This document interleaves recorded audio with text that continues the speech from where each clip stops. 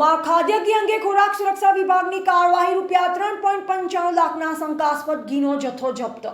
ખોરાક અને ઔષધ નિયમન તંત્ર પાલનપુર દ્વારા વાવ તાલુકાના મુકામ પોસ્ટ વાવ ખાતે આવેલ સુરભી ટ્રેડર્સ દુકાન નંબર 6 સિલ્વર કોમ્પ્લેક્સ ખાતે સંયુક્ત ચકાસણી હાથ ધરવામાં આવી હતી. આ દુકાનના માલિક શ્રી ધનેશ્વરભાઈ ભવાની શંકરભાઈ બ્રાહ્મણ શંકાસ્પદ ઘી વેચતા હોવાનું જણાતા તાત્કાલિક કાર્યવાહી કરવામાં આવી. ચકાસણી દરમિયાન food safety officer Shri TH Patel, senior food safety officer Shrimati HV Gurjar તથા ફૂડ સેફ્ટી ઓફિસર ES પટેલની ટીમે સ્થળ પર તપાસ કરી અને ત્યાંથી ઘીના 2 નમૂના લઈ લેબોરેટરીમાં ચકાસણી માટે મોકલવામાં આવ્યા.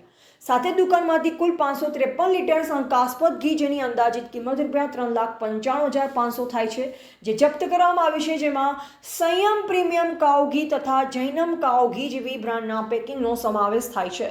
જપ્ત કરાયેલ ઘીના વિગતવાર વર્ણન પૈકી 200 ml pack 90 litre ₹72,500 ml pack 238 litre ₹1,66,000, 1 litre pack 150 litre ₹1,05,000, 5 litre pack 75 litre ₹52,500. ઉલ્લેખનીય છે કે આ ઘીનો જથ્થો ડીસાની SV માર્કેટિંગ કંપની દ્વારા સપ્લાય કરાયેલો હતો. આ કંપનીના ઘીના નમૂના અગાઉ પણ સબ સ્ટાન્ડર્ડ જાહેર થયા છે અને કોર્ટમાં કેસ પણ ચાલી રહ્યો છે. Food safety and standard act 2006 હેઠળ કાયદેસર કાર્યવાહી શરૂ કરવામાં આવી છે.